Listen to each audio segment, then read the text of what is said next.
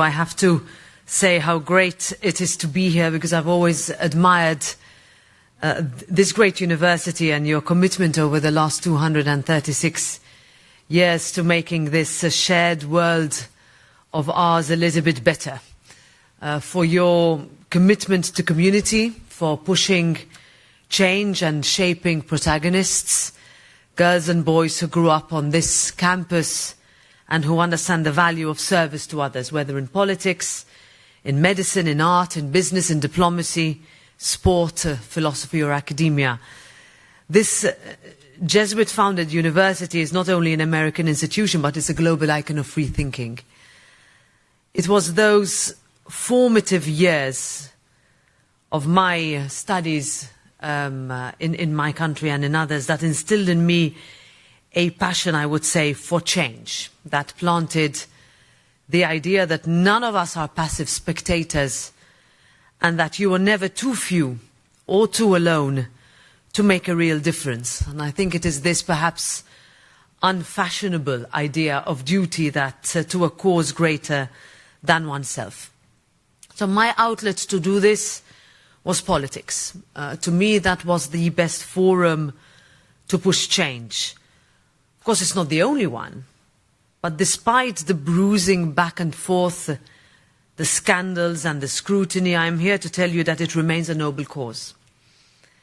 And I hope that some of you take the plunge and get involved, no matter how difficult it sounds. So if you take one thing away from my remarks today, let it be this, that you are democracy's next generation, and that you are not here to sit on the sidelines. And I'm going to ask you to lead, and I'm going to ask you to stand up for what you believe in. That is not always easy to do, as we've just heard. You will face criticism, sometimes fairly, sometimes less so. Online, people will write things that are often horrible to read. For women, it's inevitably harder. But the fight is worth it.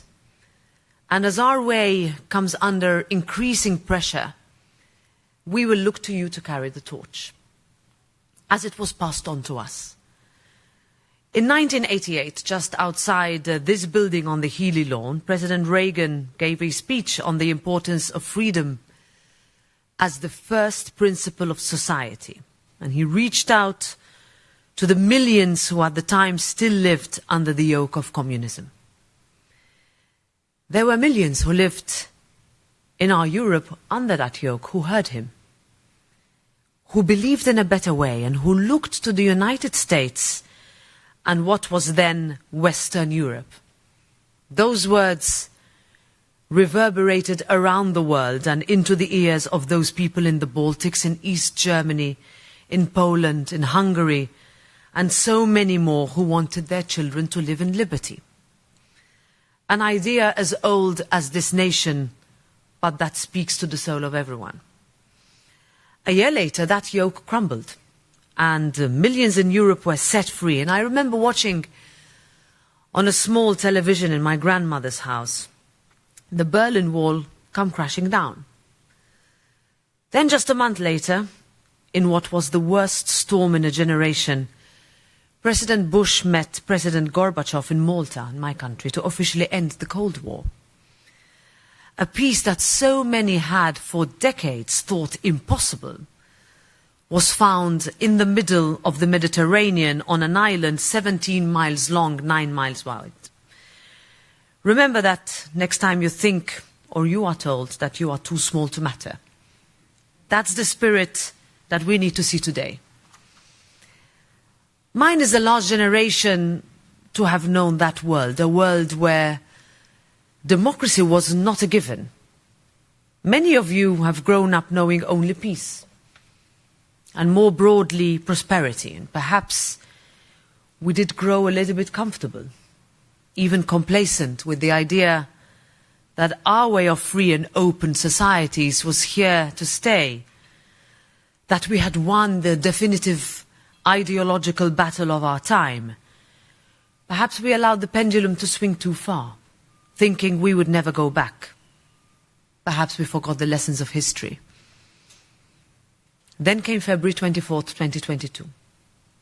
when Russian tanks rolled into free Ukraine. On that date, our international order was dealt a blow, and our sense of security took a hit. The invasion of Ukraine marked a generational shift. We realized that the economic ties that we had built would keep us safe, but they did not do so. We were vulnerable. Our way was threatened. That is what came under attack. And Ukraine became, I call it, our line in the sand. Being unfree is still a part of our living memory as Europe. We know what is at stake, and we will rise to meet this moment to ensure freedom and to ensure peace. Real peace, not subjugation. Not a peace that paves the way for a bloodier battle down the road. So now our democracies collectively are being called upon once again to stand up and work for that elusive peace. A peace that requires leadership. And America and Europe have proved again and again that peace and progress requires cooperation, that freedom and justice are not simply ideals, but they are shared responsibilities. Our shared future relies on the strength of that transatlantic relationship, and our joint drive for peace in Ukraine is the litmus test for our enduring strength of the way we live, the way we know, the values we hold so dear. I call it the test of our political generation. Now our bond, and I've been asked this a lot over the past days and months, is more than just geopolitical and historical. It is fundamentally logical. We need to work together to find shared solutions to common challenges and the demands, very similar ones, that our democracies face. On both sides of the Atlantic, people want the same thing. Affordable housing, security, safety, stable jobs, the hope for a better future for their children. And it is the job of our democracies, all of us who run for election and re-election, to answer those demands. No one else will do it for us. Because ultimately, for democracy to work, it has to provide solutions to the real problems that people face. Otherwise, we should absolutely not be surprised when people find comfort in the extremes and the fringes that only offer false answers to absolutely impossible questions. Those of us in positions of influence have an obligation, even a duty, to deliver on the promise made a generation ago. Across our two continents and beyond, more and more people are questioning democracy. Is it worth it? Do I vote?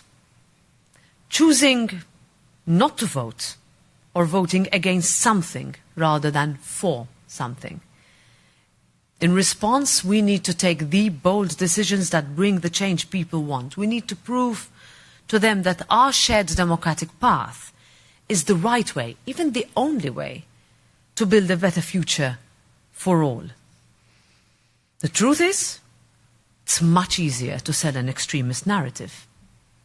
So it is on to us to do what we can to reinforce the political center, to stand with those who want to build rather than those who want to destroy, to show that we have the answers even to the hardest of questions, that yes, there is value in compromise, that we prefer to bring people on board rather than push them away.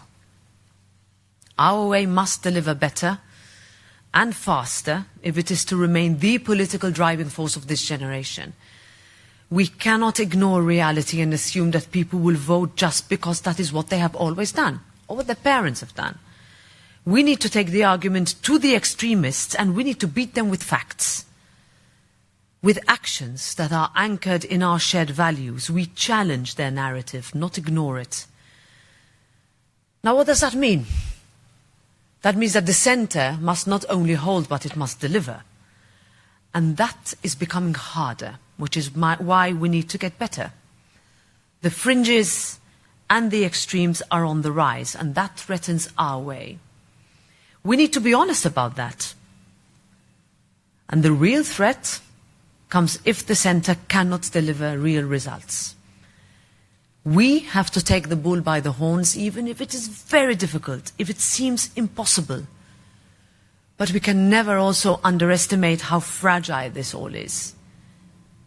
We can do that, but we need to be faster, we need to be better, and we need to do it together. Now, the international order that we all benefit from, that keeps our economies moving and drives our societies forward, was built together, not individually. And that's why our transatlantic relationship and partnership matters, why America first cannot become America alone. And I have to say, I've been really encouraged by my meetings on the Hill this week. We can get into more details. I've seen a real difference between a few months ago and today.